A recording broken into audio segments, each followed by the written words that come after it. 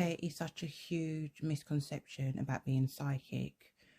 Most psychics are genuinely gifted to varying degrees of what they do and will generally have the best interest of their clients in mind, but not all will. The psychic industry is greatly unpoliced, and if a person is clever and bad enough, they will trick those who are vulnerable. So I always say, whenever choosing a psychic or a medium, always do your research and ask others for advice or feedback. If other people have recommended a psychic, you give yourself a better chance of having a more enjoyable experience. And please be aware of the psychics that say for entertainment purpose only. They are not real psychics and they don't take their gift seriously. The biggest question I get all the time, and I find it really, really annoying, is prove you're psychic. So let's just get this out here. Psychics and mediums do not and cannot read your mind.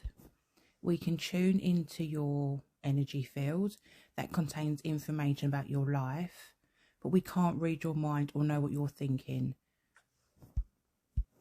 We may receive information through our psychic senses about the person we are connecting to, and genuinely and usually information will come through in bits and pieces.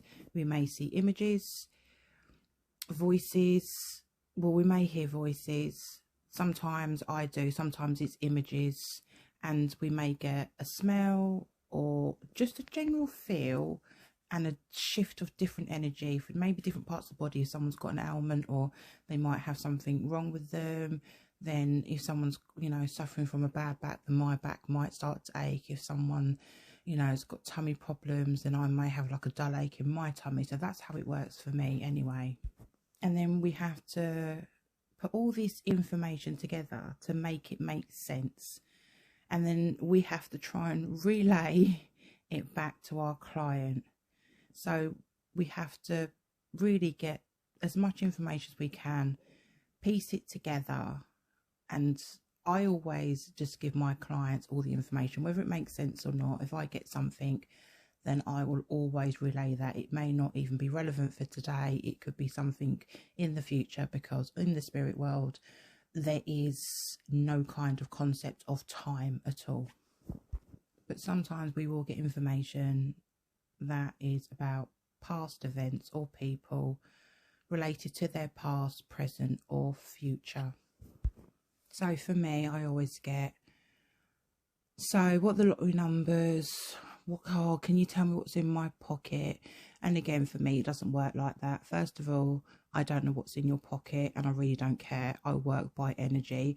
I feel and I get impressions, and then sometimes I will hear a voice, and if it's continuously repeating, then I know that's a very, very important piece of information, and I'll have to say it no matter what that information is. Nobody has the ability to know the lottery numbers, and by just asking, you look stupid, and to me, you are just stupid. We also don't speak to the dead, because for me and some other psychics, when you say dead, it means you've stepped away from God and you have no soul conscious or God conscious. When we die, only our physical body dies, our soul does not. Our loved ones continue to live through us and will always be around us.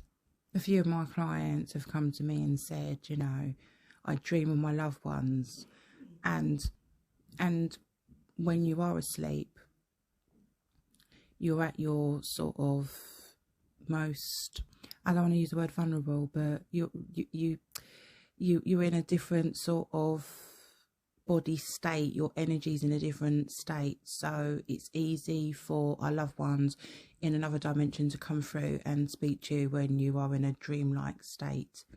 So I suppose most of us will get a message when we are asleep. Some of you may smell a certain smell, like a perfume or an aftershave, or a certain flower your loved one may have wore, and Just because you don't see them in a physical form does not mean they are not always around you. The other one we get as well is you're crazy, you're mad.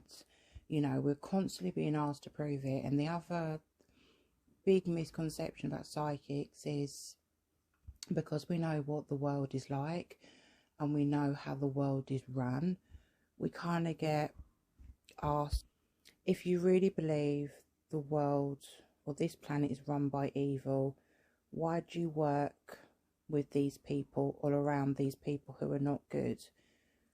And I suppose I can only answer for myself, but I believe I am here to heal and help others and bring messages through.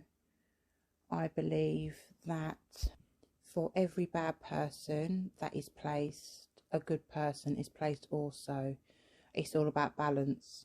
So for each one of theirs, there is one of ours. Because I believe we are in a spiritual war, and I believe that we've always been in a spiritual war. We are here to shine the light into the darkness and open people's eyes to the evil that is surrounding us all, but also give some kind of comfort for those who are maybe looking for answers in everyday life or from a loved one that has passed on. As psychics, we are scapegoated, we are called weird, mad, crazy, troublemakers. We're usually the black sheep of the families.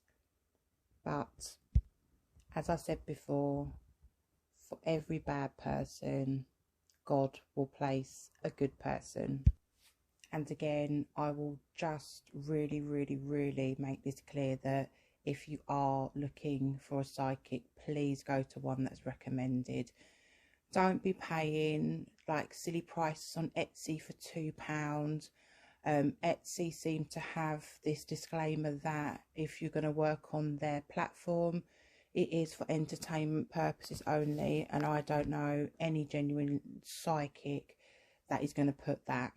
I'm not saying all psychics on Etsy are fake, but I know that I wouldn't be working on that platform because what I do is not for entertainment purpose only.